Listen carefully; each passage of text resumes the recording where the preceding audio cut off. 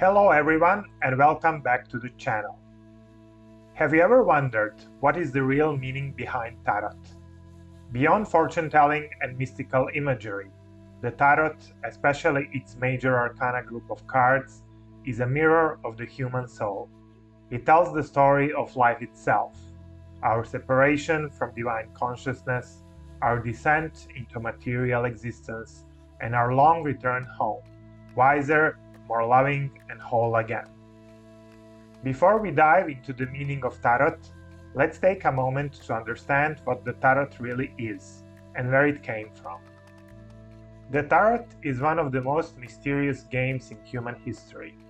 Its origins trace back to the 14th century, when card decks appeared in Europe, likely in Italy and France, but their symbolism is far older.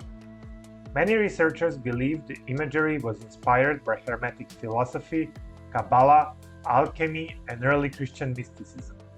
Others see deeper roots, perhaps ancient Egypt, or even older esoteric traditions that encoded wisdom about the universe and the soul. Originally, tarot cards were not tools for fortune-telling. They were symbolic illustrations, visual meditations on the journey of life, containing archetypes that mirror the stages of human consciousness. Over time, mystics, artists, and philosophers began to recognize the hidden meaning behind the images. The 22 cards, known as the Major Arcana, a part of the Tarot cards deck, became known as the Fool's Journey, the story of the soul's descent into matter and its return to the divine. It's not a prophecy, it's a mirror. Every card is a reflection of us, our choices, and the eternal dance between spirit and matter. And that's what we want to explore today, not as a superstition or fortune-telling, but as a philosophical map of existence, a roadmap of awakening, the journey each of us takes, lifetime after lifetime, moment after moment, as we awaken to our divine origin. Let's take this journey step by step, following order of the cards. We begin with the Fool, card number 0. It represents our pure soul before incarnation, innocent, fearless, eager to experience life. The Fool takes the leap into the unknown, stepping off the cliff with childlike curiosity. This is the soul's choice to leave unity and enter duality, to be born into the world of form.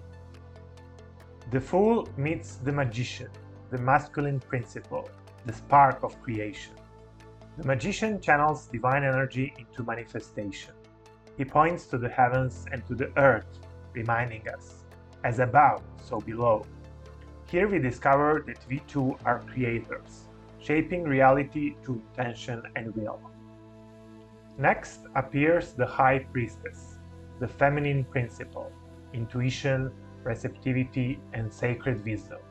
She reminds us that not all truth is seen, much of it must be felt.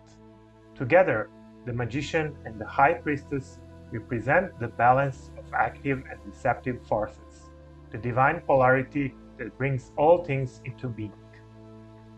From this sacred union come the Empress and the Emperor, the mother and father archetypes. The Empress embodies fertility, abundance, and beauty, the nurturing side of creation. The Emperor brings order, authority, and structure, the stability that allows life to flourish. They represent the first experience of material existence, the soul expressing divinity through the physical world. Then comes the Hierophant, symbolizing our need to codify wisdom, to create systems, beliefs, and traditions that preserve knowledge. It is our attempt to understand the divine through religion, law, and moral order. The Hierophant reminds us that spiritual truth is not just individual, it's collective. The Lovers mark the next stage, the soul's descent into duality. Masculine and feminine are split apart. We now seek our other half to feel whole again. It represents the search for love, not just romantic but cosmic, the drive to unite with what we once were, one. Empowered by love, the soul moves into action.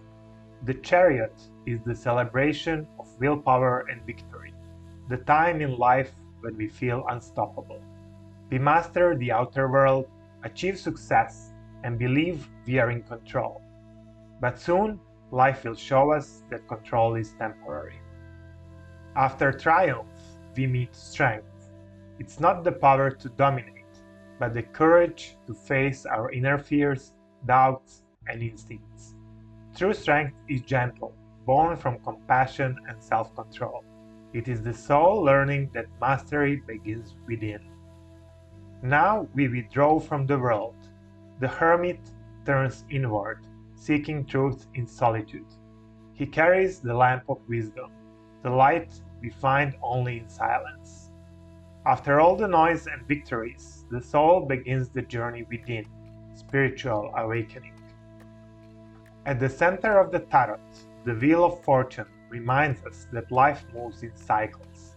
Fortune rises and falls, and nothing is permanent. The only constant is change, and our attitude toward it.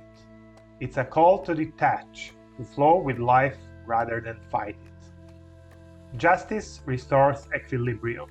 Every action has a reaction. Every gain has a cost. It teaches us responsibility, that our choices shape our destiny. The universe always seeks balance. To truly grow, the soul must change its perspective. The hanged man surrenders, choosing to see life upside down. It's the pause before transformation, when we learn that sometimes letting go is more powerful than holding on. Then comes death, not as an end, but as liberation. We shed the old self, the ego, the illusions. Every death is a doorway to new life. The soul evolves by releasing what no longer serves it. After transformation, we seek balance again. Temperance is the blending of opposites, spirit and matter, joy and sorrow, heaven and earth. Is the quiet art of living in harmony, although few can maintain it for long. When balance falters, the devil appears, the reflection of our own shadows. Addiction, cravings, lust, desire to control, fear and greed, the illusions that bind us. But addictions bring pain, cravings and lust are unquenchable, control is impossible, fear and greed keep us suffering, shame, guilt and judgment start to rule. Yet the chains are loose. We can free ourselves anytime, once we realize the hell is of our own making.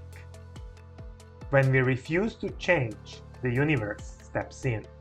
The tower brings chaos, destruction, and awakening. It's the fall of illusions, painful but necessary. Only by breaking down can we rebuild our truth. After destruction comes hope. The star shines softly, guiding us back to purity. We stand naked before the divine, cleansed, reborn in faith. This is the soul remembering its light. But the journey isn't done. The moon leads us through illusion, confusion, and fear again. The dark night of the soul may embrace us. We must trust intuition when reason fails, walking the shadow path toward clarity. Finally, the sun rises. We return to joy, innocence, and unity. The soul recognizes its true essence, divine light expressing through human life. In judgment, we awaken from the dream. We look back at all our lifetimes, all experiences, seeing perfection even in pain. This is the call to higher consciousness. The final card, the world, brings us full circle. We are once again one with the divine, but now enriched with wisdom, compassion, and love. We've lived it all, known it all, felt it all, and returned home. The Major Arcana tells us that every step, every joy, every fall, every rebirth, all are necessary. No one is lost. Everyone is simply on their unique point in the journey. When we see life this way, judgment dissolves, and love and compassion take its place. So the next time you look at a tarot card, remember, it's not predicting your future. It's reminding you who you are, an eternal traveler returning home to the divine source of all life.